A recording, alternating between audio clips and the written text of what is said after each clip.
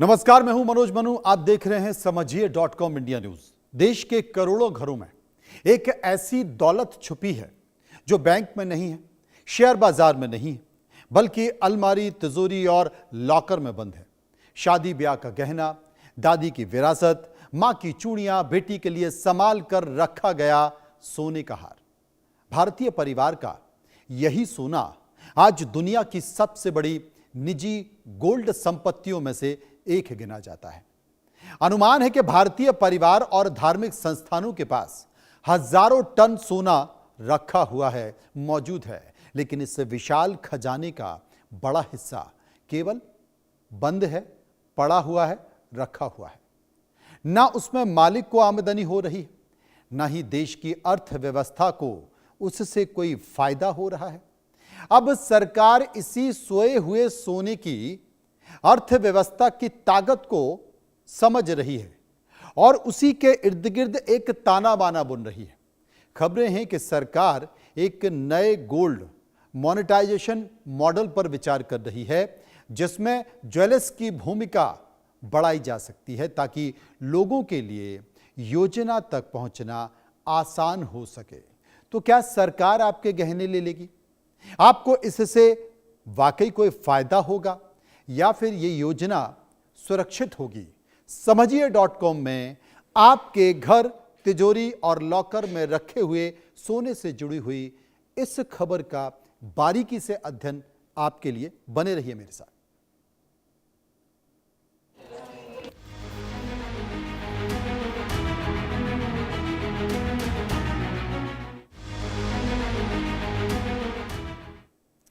अब सोने से जुड़ी हुई ये स्कीम, सरकार की स्कीम, सरकार इस पर विचार कर रही है, तो मैं ये कह रहा हूं कि आपके सोने पर अब सरकार की नजर है। सरकार का मकसद क्या है? सरकार का मकसद है कि लोग अपना सोना तिजोरी से निकालकर, जहां घर में छुपा कर रखा हुआ है वहां से निकालकर मार्केट में आए और बेच दें, बल्कि उसे एक ऐसी व्यवस्था में शामिल करें जहां पर उस पर उन्हें रिटर्न मिल सके और देश को आयातित सोने पर निर्भरता कम हो सके। आयातित सोना कौन सा? जो सरकार विदेशों से मंगाती है, दूसरे देशों से मंगाती है। सरकार उस पर निर्भरता को कम करना चाहती है। कम करना क्यों चाहती है? सरकार कह रही है कि जब हमारे ही देश के लोगों में, उनके घरों में, उनकी तिजोरियों में, उनके ताले में इतना सोना पड़ा हुआ है, तो उसे ही क्यों ना निकाला जाए, उसे ही अर्थव्यवस्था में क्यों ना लगाया जाए। हम बाहर से क्यों लाएं? हम बाहर से सोना लाकर अपनी विदेशी मुद्रा को क्यों कम करें? अब लेकिन इसमें बड़ा सवाल क्या है? बड़ा सवाल यह है कि आखिर सरकार की नजर बार बार आपके सोने पर क्यों जाती है? आपके घर में जो सोना रखा हुआ है उस पर क्यों जाती है? आपकी तिजोरी, आपके लॉकर में जो सोना रखा हुआ है उस पर क्यों जाती है? क्या आपको गहने वापस मिल जाएंगे? बहुत सारे लोगों में इस बात को लेकर चर्चा चल रही है। आज मैं आपको बताऊंगा कि आखिर यह क्यों कहा जा रहा है, सरकार की इस स्कीम के मायने क्या है। असल में भारत के घरों में बहुत सारा सोना पड़ा हुआ है। $5 ट्रिलियन का स्लीपिंग जॉइंट बन चुका है यह सोना। क्या यह देश की अर्थव्यवस्था को एक नई ताकत देगा या फिर लोगों के मन में इस योजना को लेकर नए सवाल खड़ेगा? अभी बहुत सारे लोगों को, देश की एक बड़ी आबादी को सरकार की इस स्कीम के बारे में नहीं पता है, लेकिन मैं आपको बताने जा रहा हूं, क्योंकि सोना है तो फिर सोना है। अब सबसे बड़ी बात कि भारत में सोना सिर्फ एक धातु नहीं है, यह एक परंपरा है, यह सुरक्षा है और यह सामाजिक सम्मान भी है। मुश्किल समय का भरोसा भी है। बेटी की शादी हो, त्योहार हो, निवेश आपको करना हो, विरासत संभालनी हो, सोना हर पीढ़ी का हिस्सा होता है। और यही वजह है कि दशकों से घर घर में थोड़ा थोड़ा सोना जुड़ता चला गया और आज इसका आकार इतना बड़ा हो चुका है कि अंतर्राष्ट्रीय विश्लेषकों में इसे दुनिया की सबसे बड़ी निजी गोल्ड होल्डिंग में गिना जाता है। मतलब आपके घर में इतना सोना रखा हुआ है जिसकी चर्चा पूरी दुनिया में होती है, भारत के लोगों में। अब विशेषज्ञों का अनुमान है कि भारतीय परिवार और धार्मिक संस्थानों के पास कुल मिलाकर करीब 25,000 टन या उससे ज्यादा का सोना है, क्योंकि देश को तो पता नहीं, सरकारों को तो पता नहीं है कि किसके घर में कितना सोना है, और यह भी नहीं पता है कि अंग्रेज न जाने कितना सोना लूट कर ले गए, तो यह भी नहीं पता लूट कर कितना लेके गए, और अभी यह भी नहीं पता है कि लोगों के घरों में, तिजोरी में, या फिर गेहूं की जो एक बर्तन होता है उसमें कितना सोना रखा हुआ है। इसकी जो कीमत है, भारत के घरों में, भारत की तिजोरी में, भारत के लॉकर में कितना सोना रखा हुआ है, इसकी मौजूदा जो कीमत है वो अंतर्राष्ट्रीय घरेलू कीमतों के आधार पर कई ट्रिलियन डॉलर आंकी जाती है। दिलचस्प बात है कि इस सोने का जो अधिकांश हिस्सा है वो किसी आर्थिक गतिविधि में शामिल नहीं है। सोना है तो रखा हुआ है, लॉकर में रखा हुआ है, तिजोरियों में रखा हुआ, घर में सुरक्षित रखा हुआ है। दूसरी तरफ भारत हर साल बड़ी मात्रा में क्या कर रहा है, सोना विदेशों से खरीद रहा है, जिससे क्या हो रहा है, जो विदेशी मुद्रा है उस पर दबाव पड़ रहा है। विदेशी मुद्रा, किसी भी देश के पास जो विदेशी मुद्रा होती है वो उसकी अंतर्राष्ट्रीय स्तर पर ताकत मानी जाती है। जैसे आपके घर में, आपके पास जो सोना रखा है वो आपकी सुरक्षा है, वो आपकी ताकत है, वैसे ही सरकार के पास, भारत सरकार के पास जो विदेशी मुद्रा है वो उसकी ताकत है, वो उसका सम्मान है, उसी से अंतर्राष्ट्रीय स्तर पर आकलन भी होता है, तो वो उस पर दबाव पड़ता है विदेशी मुद्रा पर। अब व्यापार घाटे पर भी इसका असर पड़ता है, और यहीं से सरकार की सोच शुरू हो जाती है। यदि इस निष्क्रिय यानी कि रखे हुए सोने का एक छोटा सा हिस्सा भी आप बाहर निकाल लें, लोगों के पास जो सोना रखा हुआ है उसे आप किसी भी तरह से योजनाओं के जरिए, डर है जो भी कुछ हो, उसको आप बाहर निकाल लें और आप अर्थव्यवस्था में ले आएं, चलती हुई अर्थव्यवस्था में ले आएं, जैसे कि बैंकिंग व्यवस्था में ले आएं, ज्वेलरी उद्योग की व्यवस्था में ले आएं, अर्थव्यवस्था को अतिरिक्त संसाधन इससे मिल सकते हैं। चुनौती यह है कि ऐसी व्यवस्था बनाई जाए जिस पर लोग भरोसा करें। एक तो सरकार कोई भी स्कीम बनाती है ना, वो पैसे से जुड़ी हुई, तो लोगों को भरोसा नहीं होता, और सोने से जुड़ी हुई योजना बना रहे हैं तो लोगों का और भरोसा कम हो जाता है। तो अब ऐसी स्कीम बनाए कि लोग कम से कम उस पर भरोसा कर सकें और अपनी मर्जी से उसमें शामिल हो जाएं। यानी कि सिर्फ सोने की नहीं बल्कि भरोसे की भी ये कहानी है, और यही भरोसा तय करेगा कि भारत का ये सोया हुआ खजाना, सोया हुआ सोना क्या देश की आर्थिक ताकत बन पाएगा या फिर नहीं बन पाएगा। ये बड़ी बात है। अब ये मैं आपको बता देता हूं, पहले मुझे यह बताना चाहिए था कि असल में यह स्कीम क्या है, लेकिन मैं आपको यह बता देता हूं कि सोने का अभी भंडार भारत के पास कितना है। असल में अलग अलग तरीकों से किए गए अनुमान में अलग अलग अध्ययन हैं, लेकिन सभी का एक ही नतीजा है कि भारतीय परिवारों के पास जो सोने का रूप है दुनिया का सबसे बड़ी निजी संपत्ति है। हाल में जो इंडस्ट्री की जो स्टडी है उसमें वर्ल्ड गोल्ड काउंसिल के अनुमान में भारतीय परिवार, भारतीय मंदिरों के पास 25,000 टन सोना है। इंडस्ट्री के दूसरे अनुमान इस आंकड़े को करीब करीब 30,000 टन तक बताते हैं। वहीं कुछ स्टडी बताती हैं कि घरों और मंदिर में जमा सोने की मात्रा 50,000 टन तक हो सकती है। पिछले 2 सालों में सोने की कीमतों में जबरदस्त उछाल के बाद इस भंडार की कीमत बहुत ज्यादा बढ़ गई है। कोटक इंटरनेशनल इक्विटी का अनुमान है कि जनवरी 2026 तक घरों में रखे सोने की कीमत $5 ट्रिलियन से ज्यादा थी, जो भारत की जीडीपी का लगभग 125% था। मॉर्गन स्टैनली के सोने की संपत्ति का अनुमान लगाया 3.8 ट्रिलियन, जबकि यूबीएस ने इसे $4.5 ट्रिलियन बताया है। सबसे कम अनुमान इसकी कीमत को कई ट्रिलियन डॉलर, जो कि मतलब भारतीय रुपए में तो गिना नहीं जा सकता, इसलिए मैं ट्रिलियन डॉलर की बात कर रहा हूं। असल में इस स्टॉक का जो आकार है वो इतना बड़ा है कि भारत में लोगों के पास मौजूद सोना दुनिया के टॉप सेंट्रल बैंकों के कुल गोल्ड रिजर्व से भी ज्यादा है। आप सोचिए कितना सोना भारत के पास। फिर भी यह ज्यादातर संपत्ति औपचारिक फाइनेंशियल सिस्टम के बाहर रहती है, और इससे कोई खास फायदा भारत की सरकार को या भारत की अर्थव्यवस्था को नहीं हो रहा है। जिसके पास सोना है उसने ताला लगाकर अपनी तिजोरी में रख लिया, लॉकर में रख लिया, अपने घर पर संभाल कर रख लिया। वो सिस्टम के चलन में नहीं है, अर्थव्यवस्था में नहीं है, क्योंकि लोग डरते हैं, क्योंकि ये भरोसे की बात है, ये मुश्किल का साथी है। जब कोई परेशानी आए तभी लोग अपने घरों से सोना निकालते हैं। भारतीय अर्थव्यवस्था, भारतीय रिजर्व बैंक ने हाल ही में बताया कि भारत के व्यापार घाटे में पेट्रोलियम और सोने की हिस्सेदारी मिलाकर आधे से ज्यादा है। इससे देश की जो बाहरी आर्थिक स्थिति है वो वैश्विक झटकों से, कमोडिटी की कीमतों में उतार चढ़ाव के प्रति संवेदनशील हो जाती है। मई में प्रधानमंत्री नरेंद्र मोदी ने लोगों से सोने की खपत कम करने की अपील की थी, आपको याद होगा, जो इन्हीं चिंताओं को दिखा रहा है, क्योंकि भारत पर दबाव हो रहा है।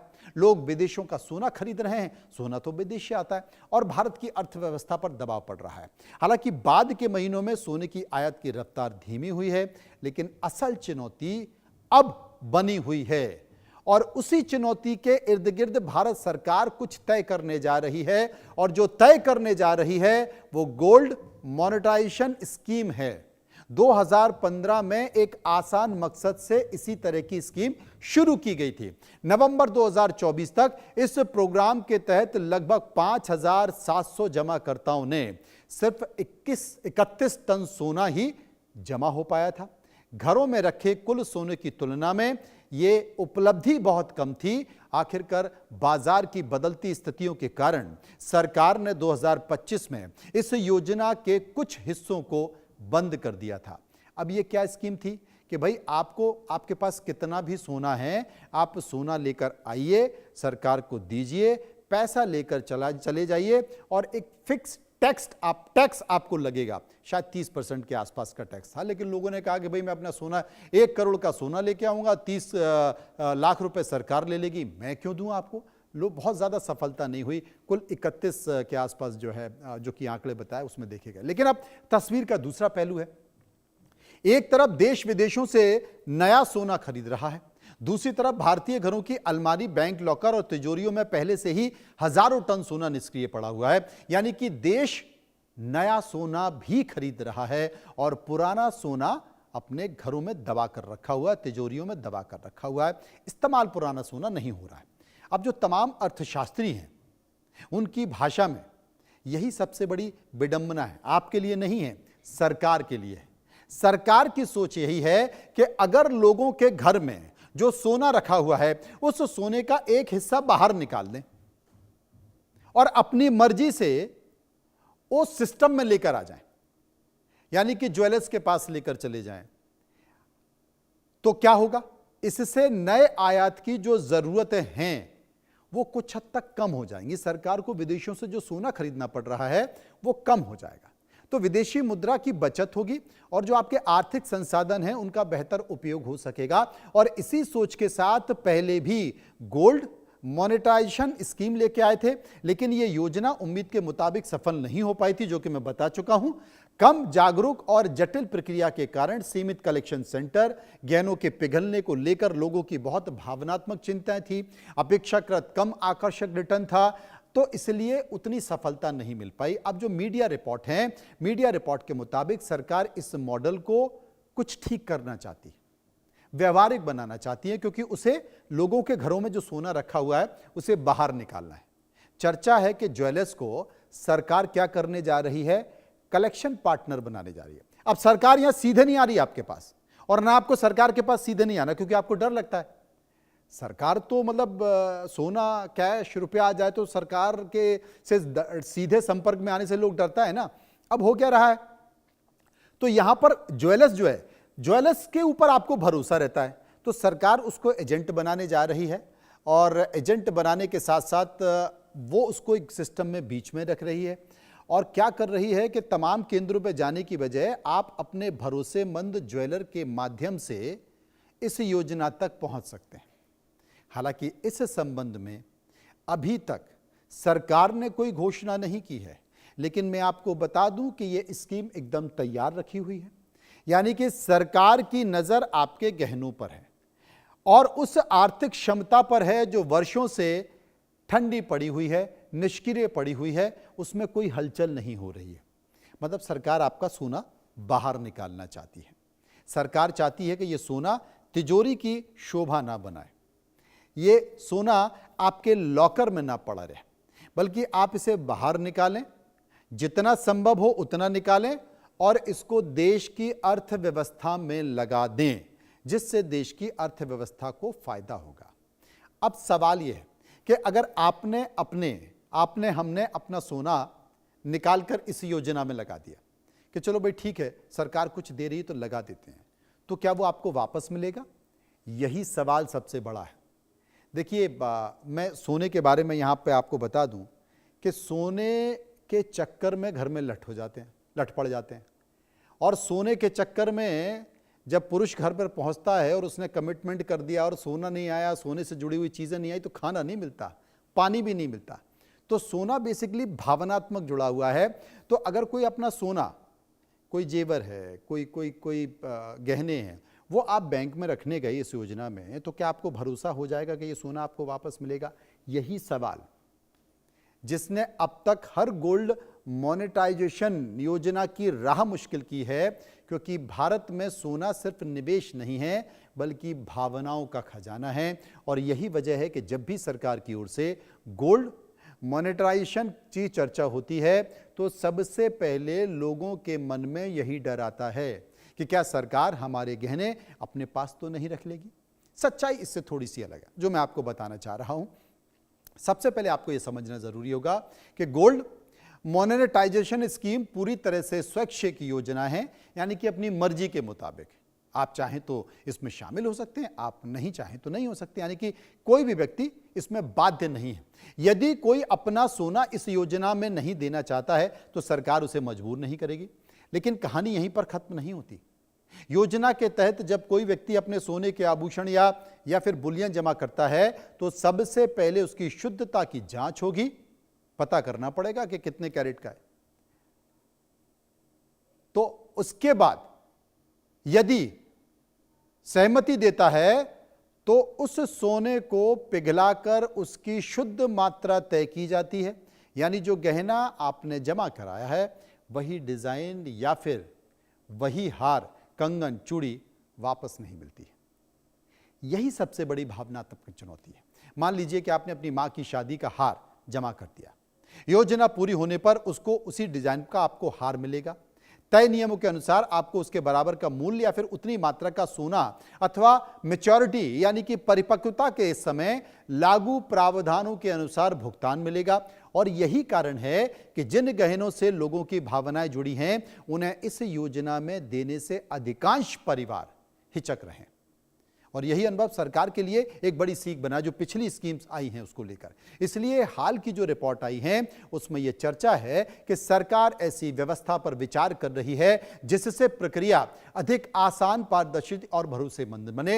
एक और बात यहां पर समझना जरूरी है, सरकार की प्राथमिकता उन लोगों तक पहुंचना जिनके पास निवेश के रूप में रखा बुलियन, बार, सिक्के या फिर लंबे समय से इस्तेमाल ना होने वाला सोना, जिन पर आभूषणों से भावनात्मक लगाव है, उन्हें लोग पहले भी कम संख्या में योजना में लाए थे और आगे भी यही प्रवृत्ति बनी रहने की संभावना है। इसलिए सबसे बड़ा सच यही है कि सरकार आपका सोना जबरन नहीं ले सकती है, लेकिन यदि आप स्वेच्छा से इसमें शामिल होना चाहें तो आपको यह समझकर फैसला लेना होगा जमा किए गए गहनों का मूल्य स्वरूप सुरक्षित नहीं रहेगा। इसलिए किसी भी निर्णय से पहले योजना की शर्तों, रिटर्न, जोखिम और प्रक्रिया को पूरी तरह से समझ लें। अब ज्वेलर्स का क्या होगा? ये जो एजेंट है बीच में सरकार ने रखा है, सोचिए अगर आपको आपका सोना किसी सरकारी दफ्तर में नहीं बल्कि किसी ज्वेलर्स के पास जमा करने का मौका मिले, जहां पर आपने वर्षों पहले अपनी बेटी का हार बनवाया था, क्या तब आपका भरोसा बढ़ेगा? यही सवाल अब सरकार भी पूछ रही है। दरअसल पिछले अनुभव ने साफ कर दिया था कि गोल्ड मोनेटाइजेशन स्कीम की सबसे बड़ी कमजोरी योजना नहीं है बल्कि उस तक पहुंच थी। लोगों को अपने अधिकृत केंद्र ढूंढना पड़ता था, फिर शुद्धता की जांच, दस्तावेज की जांच, लंबी प्रक्रिया। कई शहरों में तो ऐसे केंद्र नहीं थे। नतीजा यह हुआ कि जिन लोगों के पास सोना था वे योजना तक पहुंच ही नहीं सके। अब सरकार इस पूरी व्यवस्था में ज्वेलर्स की बड़ी भूमिका पर विचार कर रही है, वो ज्वेलर्स जो आपके भरोसे की कड़ी है। अब देश भर के जो भरोसेमंद पात्र ज्वेलर्स हैं वो कलेक्शन पार्टनर यहां पर बन जाएंगे, यानी कि ग्राहक सबसे पहले अपने परिचित ज्वेलर्स के पास जाए, वही प्रक्रिया पूरी करे और फिर निर्धारित नियमों के तहत सोने को आगे अधिकृत प्रणाली में पहुंचे, यानी कि सरकार ने फिर जो मेन सेंटर बैंक हो या कुछ भी हो वहां पहुंचाए। इससे योजना आम लोगों के लिए काफी करीब आ सकती है, क्योंकि ज्वेलर्स आपके साथ रहेगा तो थोड़ा सा आपको भरोसा टिक सकता है। सरकार की सोच भी व्यावहारिक है। भारत में बैंक से ज्यादा जो सोने के बार हैं वो लोग अपने पारिवारिक सुनार के पास ही जाते हैं, वहीं से खरीदते हैं। वर्षों का रिश्ता होता है, विश्वास होता है, गहनों की जानकारी उन्हें होती है, और ऐसे में अगर यही भरोसा योजना के साथ जुड़ जाए तो लोगों की झिझक कम हो सकती है। इसलिए सरकार ने यह व्यवस्था की है कि भैया सरकारी कर्मचारी की बजाय, बैंक की बजाय जो एजेंट है, ज्वेलर्स है, आप सीधे ज्वेलर्स को पकड़ो। योजना में ज्वेलर्स को जोड़ने के कई सवाल भी खड़े हो रहे हैं। अगर हजारों ज्वेलर्स इस प्रक्रिया का हिस्सा बनेंगे तो उनकी निगरानी कौन करेगा? शुद्धता की जांच का एक समान मानक कैसे सुनिश्चित होगा? कहीं अलग अलग जगह अलग अलग प्रक्रिया तो नहीं अपनाई जाएगी? ग्राहक और ज्वेलर्स के बीच किसी विवाद की स्थिति में जिम्मेदारी किसकी होगी? और सबसे अहम यह है कि क्या पूरी व्यवस्था पूरी पारदर्शी बनी रहेगी? और यही वजह है कि विशेषज्ञ मानते हैं कि यदि ज्वेलर्स को इस योजना में शामिल किया जाता है तो उनके लिए सख्त पात्रता, डिजिटल ट्रैकिंग, प्रमाणन यानी कि सत्यता, ऑडिट और नियामकीय निगरानी जरूरी होती है। बिना मजबूत निगरानी के भरोसा बढ़ने की बजाय सवाल बढ़ जाते हैं। फिलहाल यह स्पष्ट करना जरूरी है कि ज्वेलर्स को कलेक्शन पार्टनर बनाने का प्रस्ताव अभी विचाराधीन है। सरकार ने इसकी अंतिम रूपरेखा की घोषणा नहीं की है, इसलिए अंतिम नियम, पात्रता और प्रक्रिया की अधिसूचना जारी नहीं हुई है। सरकार अब सोने तक पहुंचने का रास्ता बना रही है, आपके सोने तक पहुंचने का।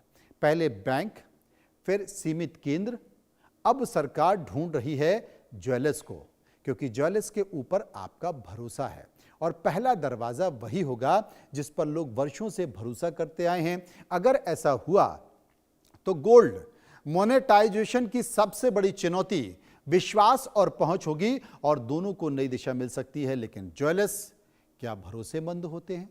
ज्वेलर्स क्या आप भरोसा कर सकते हैं? आपको याद है ना नोटबंदी में अगर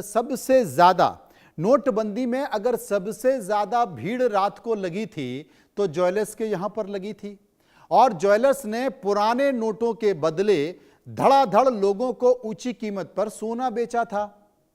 हजारों लाखों की संख्या में इनकम टैक्स डिपार्टमेंट ने ज्वेलर्स को नोटिस दिए थे, और मजेदार बात है कि आज तक उन नोटिस का कुछ नहीं हुआ है।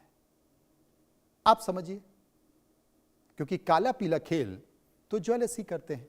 तो क्या उस पर भरोसा करना ठीक है? सरकार तय कर रही है, सरकार स्कीम बना रही है, लेकिन इस योजना की जानकारी बहुत जल्द ये योजना आपके साथ आ सकती है, आपके सामने आ सकती है। फिलहाल समझिए.com में मेरे पास जो जानकारी थी उसे लेकर मैं आपके पास आया था। इतना ही, नमस्कार।